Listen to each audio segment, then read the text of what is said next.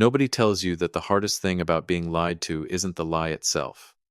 It's the moment you realize you already knew somewhere deep and quiet, and you chose not to look. I didn't look for a long time. Not because I was foolish. I'd spent 40 years not being foolish. I looked away because I was 63 years old and genuinely happy for the first time since Helen passed, and happiness at my age feels like something fragile. Something you hold carefully with both hands and try not to examine too closely because you're afraid that if you look at it directly, it might disappear. Her name was Carolyn, and for 11 months I thought she was exactly what she appeared to be. For those of you just finding me, my name is Russell Whitfield. I spent 38 years as a civil engineer with the city of Nashville, Tennessee. I retired at 61, 2 years after Helen died of a cardiac event in the kitchen of the house we'd shared for 34 years. My daughter, Patrice, lives 20 minutes away in Brentwood with her husband and my 2 grandchildren. My son, Marcus, is in Memphis running a logistics company he built from nothing starting at 26 years old, which still makes me proud every single time I think about it. I have a vegetable garden in the backyard that Helen started, and I kept going because stopping felt like losing her a second time. I coach youth baseball on Tuesday evenings at the park 2 streets over. I am, by any reasonable measure, a settled man. A man with roots so deep in this city that I sometimes feel like part of the infrastructure. I met Carolyn at a fundraiser dinner for the Children's Hospital over in Midtown. A mutual friend, Dwight, had been telling me for the better part of a year that I needed to get out of the house more. I told him I got out of the house plenty. I had baseball practice. I had the garden. I had Sunday dinners at Patrice's. He told me that wasn't what he meant, and I told him I knew what he meant and I wasn't interested. Then he called me the week of that dinner and said he had an extra ticket and did I want to come. And I said yes because the hospital had saved Marcus's youngest, my granddaughter Amara, from a very serious bout of pneumonia when she was 4, and I have never in my life been able to say no to honoring a debt. Carolyn was seated 2 chairs down from me at the table. She was 57 years old. She had silver-streaked hair she wore, pulled back, and reading glasses she kept taking off and putting on, and she laughed at something the MC said before anyone else at the table caught the joke. Helen used to do that laugh half a beat early, because she was always just a little bit faster than the room. I noticed it. I wasn't looking for it, but I noticed it. We talked for most of the evening. She told me she worked in nonprofit development, helping smaller organizations build donor pipelines.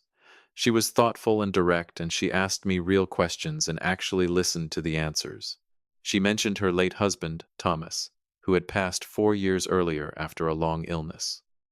She said she had a daughter somewhere out west, and when I asked about her, Carolyn smiled briefly and said, "It's complicated," and then steered the conversation somewhere else, and I let her, because some things take time to share, and you don't push.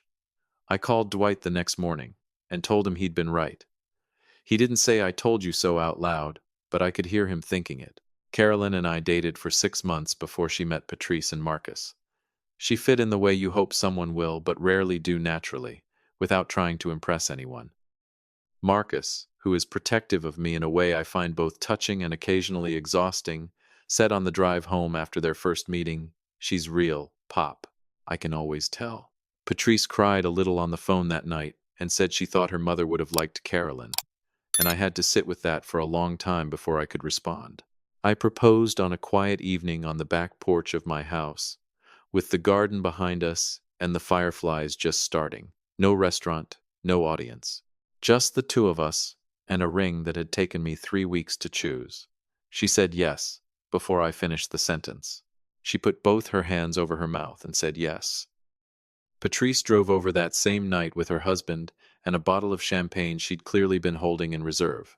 Marcus called from Memphis and talked for 40 minutes. My neighbor Earl leaned over the fence the next afternoon and said, "Heard the news. About time, Russell," which is the most emotion Earl has expressed in 15 years of living next door to me, and felt, accordingly, like a standing ovation. What I want you to understand, friends, is that there was nothing cold about Carolyn, nothing calculated in how she treated me or my family. She was warm. She remembered things, the names of Marcus's children, which vegetables I'd planted that season, the song Helen and I had danced to at our wedding that I mentioned once in passing months earlier. She made me feel, in a way I hadn't felt in years, like I was known, seen, which is exactly why what came next took so long to find its shape. The subject of Carolyn's family came up early, because family comes up early when you're building something with someone. She had one sibling, a younger brother she hadn't spoken to in years. Her parents, she told me one evening, had both passed. Her father when she was in her 30s. Her mother more recently, just before she and Thomas moved from Pittsburgh to Nashville. She said it with the flat matter-of-factness of someone who had already done the work of grieving and didn't need to revisit it. I didn't press. I have learned, in 63 years of living, that grief belongs to the person carrying it. Her daughter, the one out west, was named Stephanie. She'd moved to Scottsdale about 5 years earlier.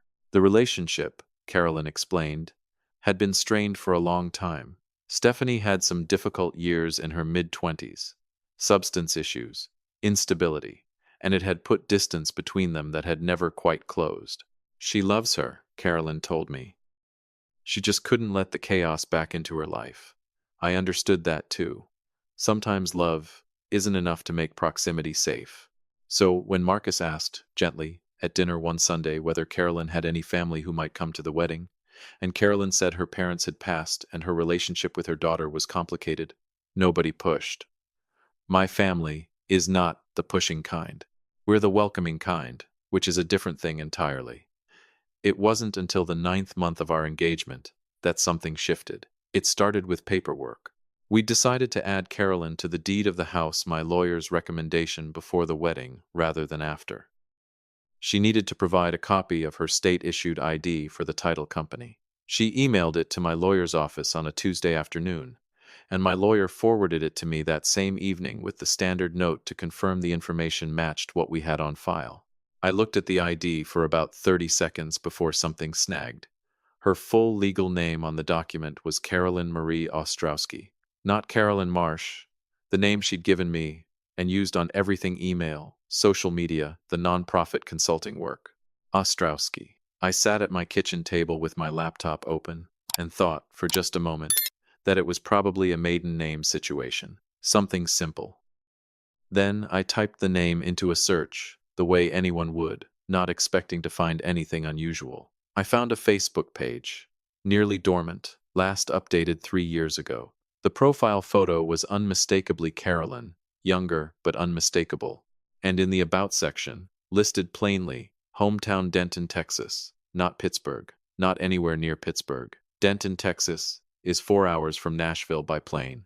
I had never heard her mention Texas once. I sat with that for 2 days. I didn't say anything. I went about my evenings with Carolyn as normally as I could manage, which is to say, I cooked dinner and listened to her talk about her work and watched television and felt like a man sitting on the edge of something he couldn't yet see the bottom of. On the 3rd day I drove to Denton. I told Carolyn I had a consultation with an old colleague who was working on a drainage project outside Dallas. She kissed me on the cheek and told me to drive safe. I pulled out of the driveway and pointed the truck southwest on I-40 and spent the next 2 hours talking myself out of what I was doing and then talking myself back into it. Denton is a university town, quieter than you'd expect for its size. I found the address from a property record search I ran the night before. An older neighborhood, wide streets, mature oak trees, the kind of place where people put wind chimes on front porches and know their neighbors by first name. I parked across the street and sat in the truck for a while. The house was a small brick ranch, well kept but modest. Flower baskets hanging from the porch hooks, a late model pickup in the driveway, a flag from the University of North Texas on a pole near the mailbox. I got out and walked up the front path. I knocked. The man who opened the door was somewhere in his mid-80s, lean and deliberate in the way that some older men are when their bodies have slowed but their minds haven't. He looked at me, the way you look at someone you don't recognize at your front door, cautious, not unfriendly. I said, "Sir, I'm sorry to arrive unannounced. My name is Russell Whitfield. I'm engaged to your daughter Carolyn."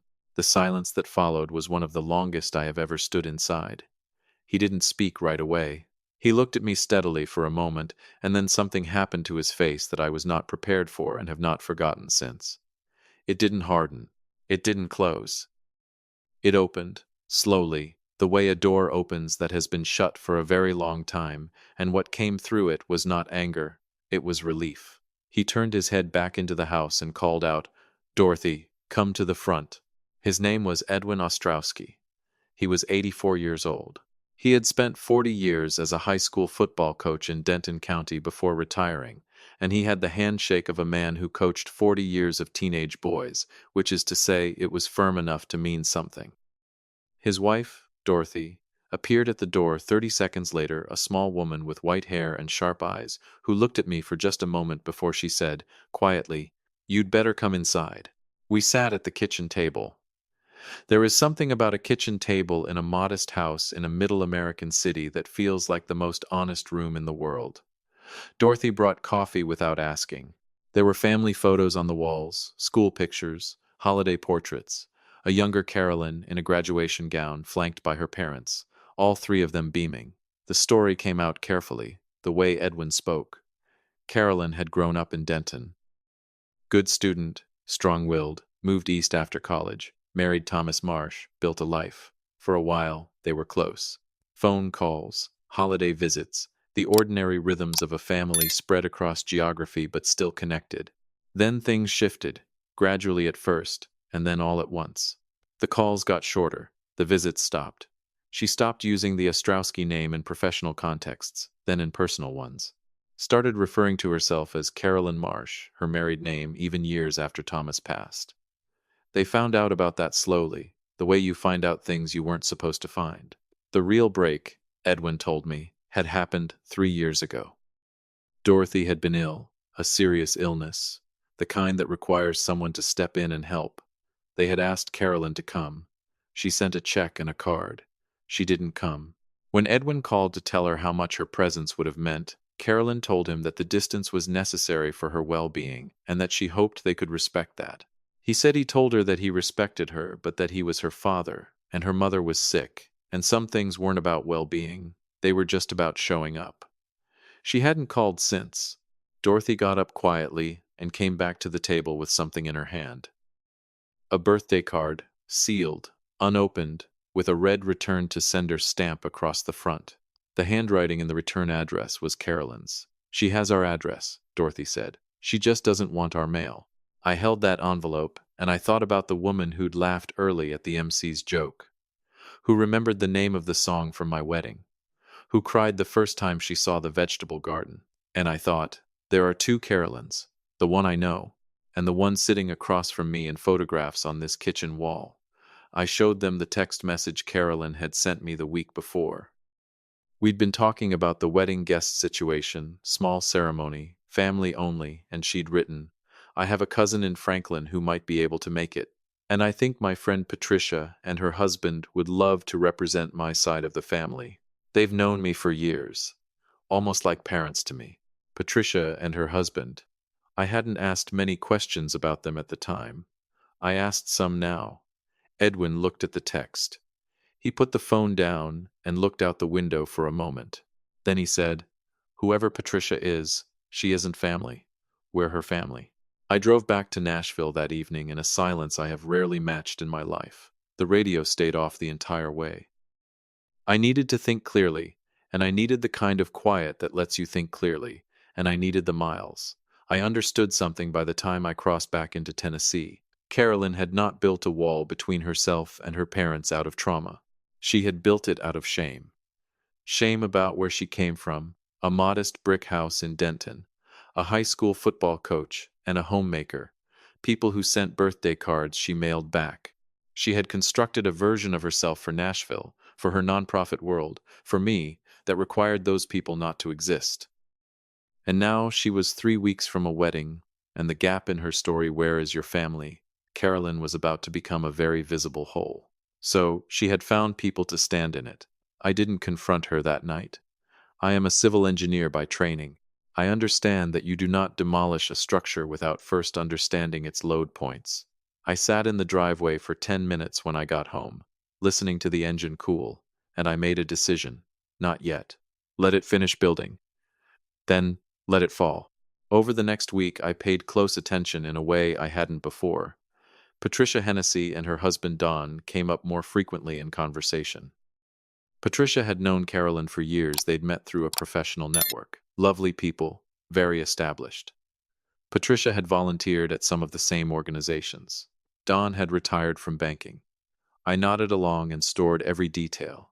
I looked them up on a Thursday morning from my desk at home. Patricia Hennessy, Nashville, found her easily. Retired, socially active, well-connected in local charity circles. The kind of couple that shows up in the lifestyle section of the newspaper. Exactly the kind of people you would choose if you needed to fill 2 chairs at a rehearsal dinner with someone who looked the part of a distinguished family. I thought about Edwin Ostrowski telling me he'd coached for 40 years. Dorothy's coffee arriving without being asked for. The return to sender stamp. The graduation photograph where everyone's face said exactly what it meant. I called Marcus that Thursday evening from the truck again, parked in a grocery store lot because some conversations need privacy and neutral ground. He answered on the second ring. I need to tell you something, I said, and I need you to let me get through all of it before you say anything. He was quiet for a long moment after I finished. Then he said, What do you need, Pop? That's my son. No lecture. No dramatics. Just, what do you need? I need to go back to Denton, I said, and I need you to help me with something the following Saturday. He said, Tell me what to do. Patrice was harder. Not because she was less supportive, she was entirely supportive. But Patrice grieves things in advance, the way some people do. She sat in my kitchen the next morning with both hands wrapped around a mug and listened, and when I finished she was quiet for a long time. Then she said, Dad, those poor people. I said, I know. They drove to see her graduate. She mailed their card back. I know, baby. She looked at me across the kitchen table. You're going to make it right. It wasn't a question. I drove back to Denton on a Tuesday. Edwin opened the door before I reached the porch steps, which told me he'd seen me pull up from the window. We sat in the same kitchen. Dorothy brought coffee again, and this time she also brought a plate of cookies that she placed between us without ceremony. And something about that small gesture, the automatic hospitality of people who were raised to take care of whoever sat at their table, made it hard for a moment to speak. I told them about the Saturday dinner. Small, just family, at a restaurant called Embers on the west side of Nashville, a private dining room. I told them I wanted them there. I told them that what I was asking of them was not easy, and I understood that. I told them that Carolyn was going to walk into that room, expecting to see Patricia Hennessy and her husband at a table with my children, and instead she was going to see her parents. Dorothy's hands went still around her mug. Edwin looked at me for a long moment. We don't want a scene, Edwin said. She's still our daughter. I know, I said. There won't be a scene. I just need you to walk through the door. That's all you have to do. Walk through the door and stand there. The rest is mine. Dorothy looked at Edwin. He looked at the table for a moment. Then he looked back up at me. What time do you need us there? On Thursday, I met with Marcus and Patrice together at Patrice's house and walked through everything. Marcus sat with his arms crossed and the focused expression he gets when he's working through a logistics problem. Patrice sat beside him taking notes on her phone, because Patrice is the kind of person who takes notes. They asked good questions. They said they would handle their part. I believed them. The Saturday dinner was set for 7 o'clock. I arrived at Embers at 5:30. The manager, a careful and courteous woman named Ellen, had been briefed. The private room in the back was warm and softly lit dark wood, candles, round tables covered in white linen.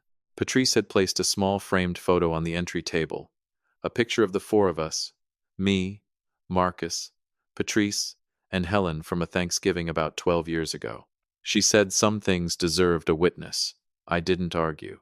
Marcus and his wife arrived at 6. Patrice and her husband at 6:15. They were calm in the way my children have always been calm when something matters, not because they don't feel it, but because they know how to hold it. I had called Edwin that morning.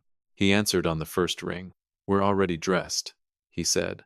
I told him to wait for my text.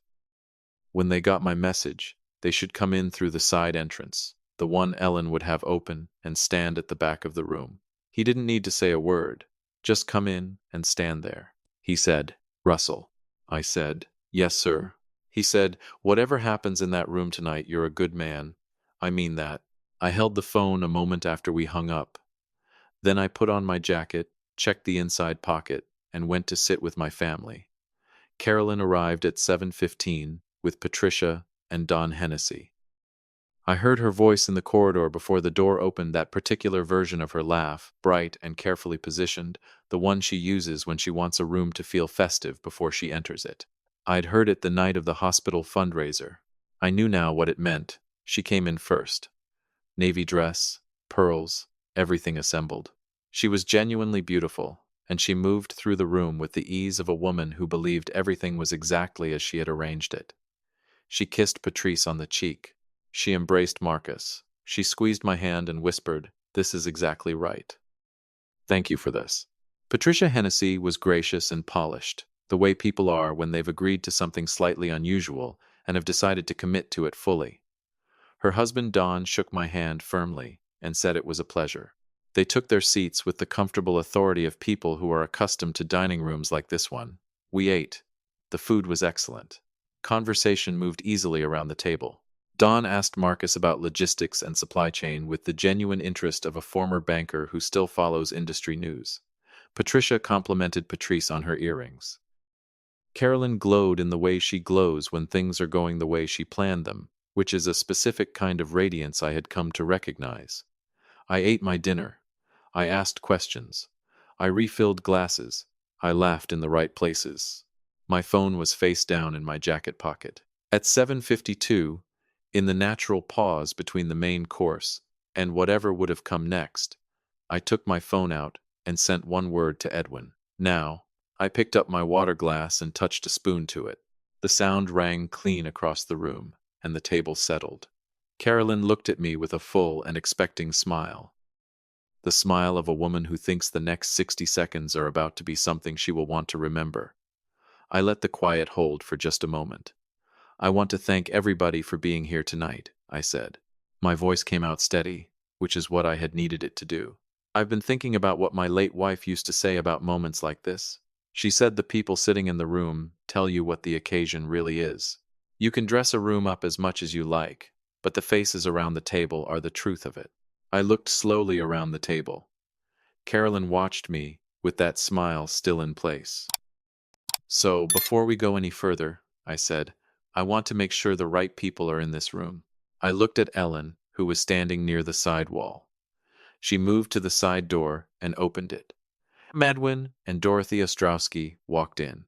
Edwin in a navy sport coat that was slightly too large through the shoulders in the way clothes or when a man has gotten smaller with age but kept the things he bought when he was in full strength.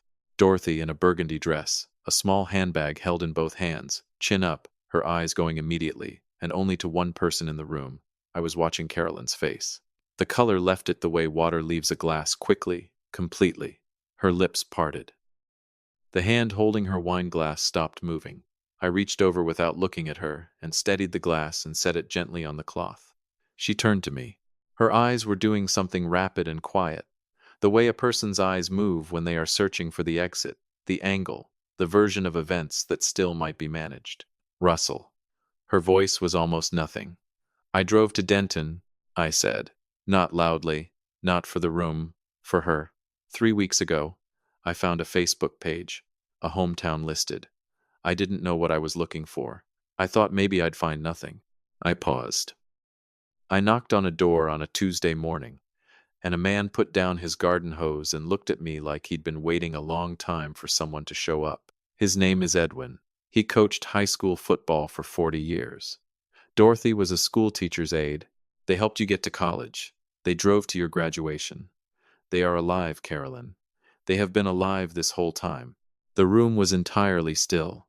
I sat in their kitchen, and Dorothy brought coffee without being asked. There are pictures of you on their walls. Your whole life, from kindergarten forward, is on those walls. I kept my voice even, and there was a birthday card on the table, sealed. Your handwriting on the return address, stamped back to them unopened. She closed her eyes for just a moment. "I'm not going to pretend I understand everything that happened between you and your parents. That's yours to carry. But I'm 63 years old. I buried my wife. I watched my son build something from nothing. I watched my daughter raise children who know who they are. And the one thing I know with complete certainty is that the measure of a person is not what they come from. It is what they do with where they came from. I looked at her steadily. You let me believe your parents were gone. You were going to put Patricia and Don at a table and let my children believe they were your family. You were going to stand in a church and let me make promises to a woman I hadn't actually met. Patricia Hennessy had both hands flat on the table in front of her. Her husband had gone entirely still. Neither of them looked at Carolyn. I reached into the inside pocket of my jacket, the ring. I set it on the white linen in front of her. Not thrown, not dropped, placed. The way you set something down when you've been carrying it a long way and you're finally ready to stop. Then I stood up. I crossed the room to where Edwin and Dorothy were standing near the door. Dorothy was holding herself together in the way that people do when they have decided in advance that they will not break down in public. Short, careful breaths, chin level, eyes bright.